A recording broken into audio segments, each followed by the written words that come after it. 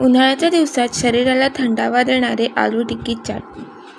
इथे मी 6 बटाटे उकडून घेतले. तुम्ही तुमच्या आवडीनुसार बटाटे कमी अधिक करू शकता. आता हे जे बटाटे आहेत ना, आपल्याला किसणीने किसून घ्यायचे. ते मी सगळे बटाटे किसून घेतलेले आहेत. आता याच्यामध्ये आपण 2 हिरव्या मिरच्या बारीक कापून घेतल्यात. बारीक चिरलेली कोथिंबीर घालणार आहे.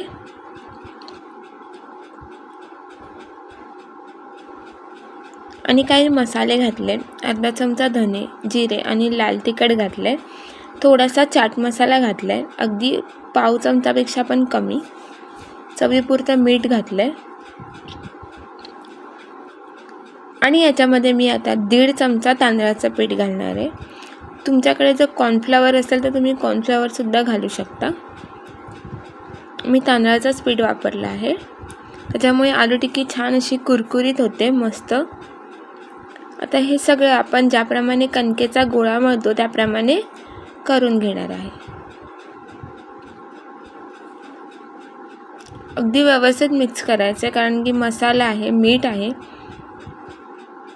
व्यवस्थित मिक्स झालं पाहिजे. अर्धा चमचा तेल घालते, एकदम थोडंसं, आणि पुन्हा एकदा व्यवस्थित मळून घेते.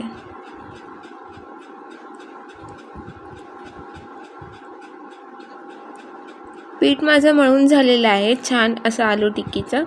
आता याच्या आपण टिक्क्या करायला घेणार आहोत. या पद्धतीने मी टिक्क्या करून घेते सगळ्या.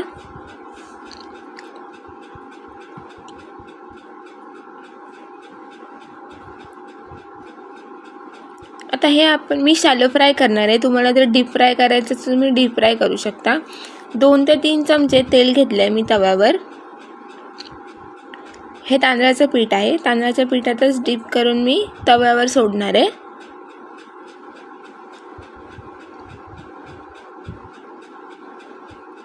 छान असं त्याला कोट करून घ्यायचं तांदळाचं पीठ, आणि एक्स्ट्रा पीठ असेल ते काढून टाकायचं. तव्यावरचं तेल अगदी गरम पाहिजे, नाहीतर बटाटा आहे आणि त्याच्यामध्ये तांदळाचं पीठ तव्याला चिटकू शकतो. म्हणून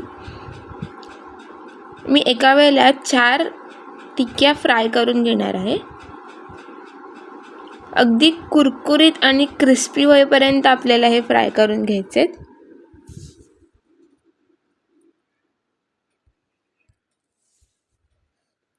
उन्हाळ्यामध्ये असं चटपटीत खायला प्रत्येकालाच आवडतं.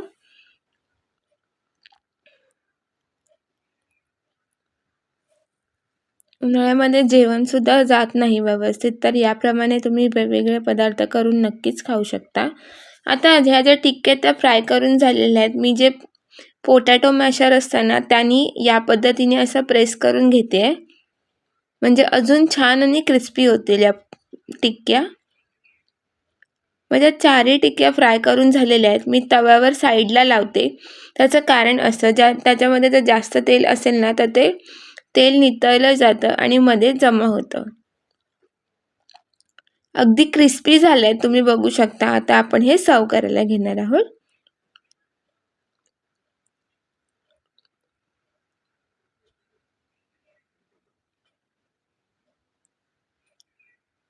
टिक्क्या ठेवल्यात प्लेटमध्ये. गोड दही आहे हे. दह्याचं प्रमाण तुम्ही तुमच्या आवडीनुसार कमी अधिक करू शकता.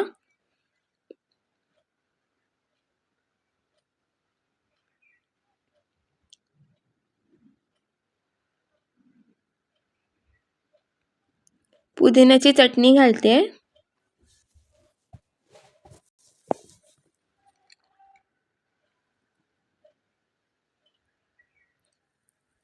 आता या पुदिन्याच्या चटणीनंतर मी ही जी चटणी वापरली ना लाल कलरची, ती मी कोकमची चटणी वापरली आहे. या चटणीचा व्हिडिओ ऑलरेडी चॅनलवर अपलोड आहे, तुम्ही जाऊन नक्की चेक करा. खूप मस्त लागते आणि एक वेगळीच टेस्ट लागते या चटणीने. नक्की ट्राय करा एकदा. थोडासा चाट मसाला घालते वरतून.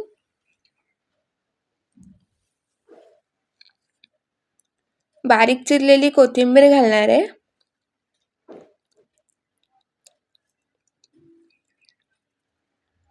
माझ्याकडे ना थोडेसे असे डाळिंबाचे दाणे होते, ते दिसायला छान दिसतं म्हणून घातलेत. डाळिंबाचे दाणे पूर्णपणे ऑप्शनल आहेत. तुम्हाला आवडत असेल तर नक्की घाला किंवा तुम्ही बारीक शेवसुद्धा घालू शकता. या पद्धतीने आपला आलू टिक्की चाट मस्त असा तयार झालेला आहे. व्हिडिओ आवडल्यास लाईक, शेअर आणि सबस्क्राईब करायला विसरू नका. रेसिपी कशी वाटली हे नक्की कमेंट करून सांगा. पुन्हा भेटूया अशाच एका नवीन रेसिपीसोबत. तोपर्यंत धन्यवाद.